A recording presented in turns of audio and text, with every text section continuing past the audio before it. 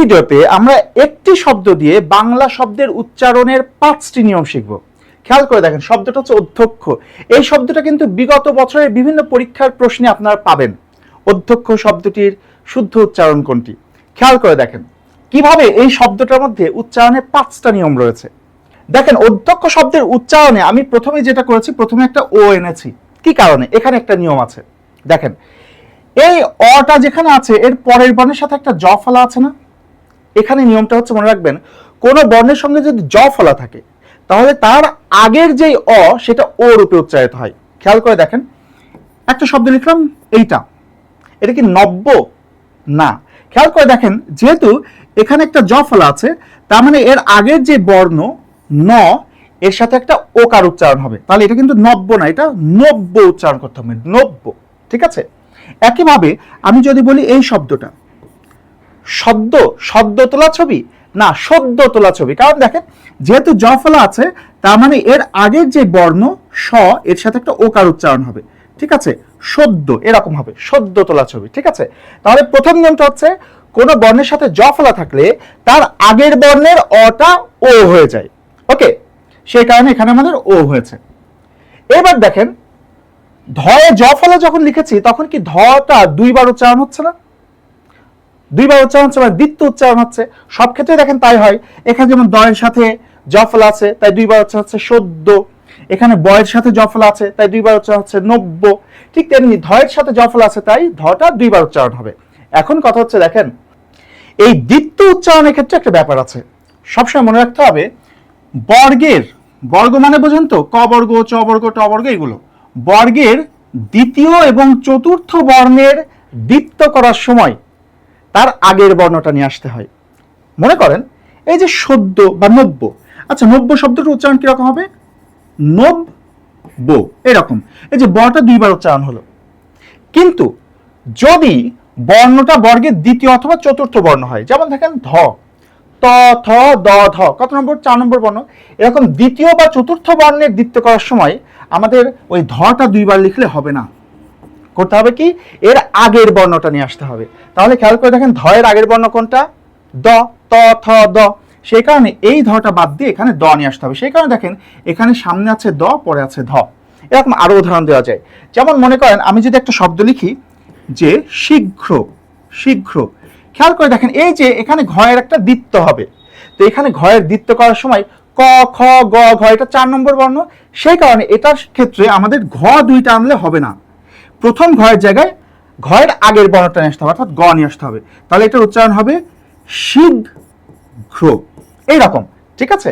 তাহলে দ্বিতীয় আমাদের যে সূত্রটা বললাম সেটা হচ্ছে যে, কোনো বর্ণের যদি দ্বিত্ব করতে হয়, সেক্ষেত্রে ওই বর্ণটি যদি বর্গের দ্বিতীয় বা চতুর্থ বর্ণ হয়, তাহলে তার দ্বিত্ব করার সময় আমাদের আগের বর্ণটা নিয়ে আসতে হবে। তাহলে আমাদের সূত্র গেল কয়টা? 3টা।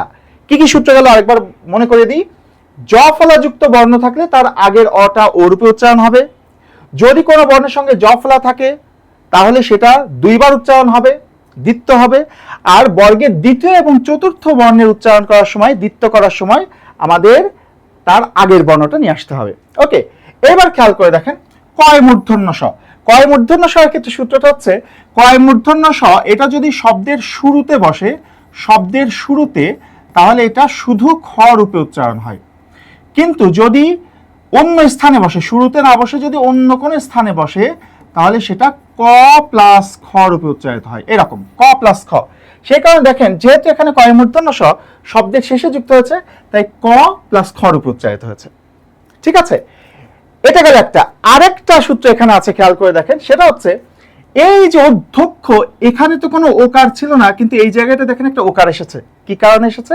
সূত্রটা হচ্ছে, এই কয় মূর্ধন্য স যদি থাকে শব্দের মধ্যে, তাহলে এর আগের যে অটা সেটা ও রূপে উচ্চারণ হয়। যেমন দেখেন, আমরা যদি বলি এই শব্দটা, এটা কিন্তু দক্ষ না, যেহেতু কয় মূর্ধন্য স আছে, তার মানে তার আগের অটা ও এর মতো হবে, এটা কিন্তু দক্ষ। ঠিক তেমনি এটা কিন্তু পক্ষ না, এটা হচ্ছে পক্ষ। তাহলে কয় মূর্ধন্য স এর আগের অটা ও রূপে উচ্চারিত হয়, সেই কারণে এখানে ও এসেছে। তাহলে এই গেল আমাদের 5টা সূত্র। একটা বোনাস সূত্র দিচ্ছে, খেয়াল করে দেখেন, যদি শব্দের শেষে কয় মূর্ধন্য স থাকে, শব্দের শেষে যদি কয় মূর্ধন্য স থাকে, তাহলে অবশ্যই তার সঙ্গে একটা ও উচ্চারিত হয়। যেমন এখানে যেহেতু শেষে আছে সেই কারণে এর সাথে একটা ও উচ্চারণ হবে। এ কিন্তু পক্ষ না, এটা হচ্ছে পক্ষ, পক্ষ। ঠিক তেমনি এটা হচ্ছে দক্ষ। ঠিক আছে, এই যে দেখেন একটা ওকার রূপে উচ্চারিত হলো। তার মানে আমি বলেছিলাম 5টা, একটা বোনাস সহ মোট 6টা সূত্র দিয়েছি। সূত্রগুলো আরেকবার বলে দিচ্ছি, ভালো করে খেয়াল করেন। প্রথম সূত্রটা যেটা বলেছিলাম, জ ফলা যুক্ত কোনো বর্ণ থাকলে তার আগের অটা ও হয়ে যাবে। দ্বিতীয়ত, কোন বর্ণের সাথে জ ফলা যুক্ত হলে সেই জ ফলা যুক্ত বর্ণটা দ্বিত্ব হয়ে যাবে, 2 বার হবে। তৃতীয়ত, যদি বর্গের দ্বিতীয় এবং চতুর্থ বর্ণের দ্বিত্ব করতে হয় তাহলে অবশ্যই তার আগের বর্ণটা নিয়ে আসতে হবে, সেই কারণে 2টা ধ না হয়ে ধয়ের আগে একটা দ চলে এসেছে। চতুর্থত, কয় মূর্ধন্য ষ যদি শব্দের শুরুতে না থেকে মাঝে বা শেষে থাকে তাহলে ক প্লাস খ রূপে উচ্চারিত হবে, সেখানে ক প্লাস খ রূপে উচ্চারিত হয়েছে। পঞ্চমত, কয় মূর্ধন্য ষ এর আগের অটা ও রূপে উচ্চারিত হয়, সেই কারণে এই কয় মূর্ধন্য ষ এর আগে এখানে একটা ওকার এসেছে। এবং সবশেষ, শব্দের শেষে যদি কয় মূর্ধন্য ষ থাকে তার সাথে একটা ওকার যুক্ত করে উচ্চারণ করতে হয়, সেই কারণে এটা উচ্চারণ দক্ষ না হয়ে দক্ষ হয়েছে, পক্ষ না হয়ে পক্ষ হয়েছে। এই যে শেষে একটা ওকার এসেছে। তাহলে একটা শব্দ থেকে 6টা উচ্চারণের নিয়ম আমরা শিখলাম।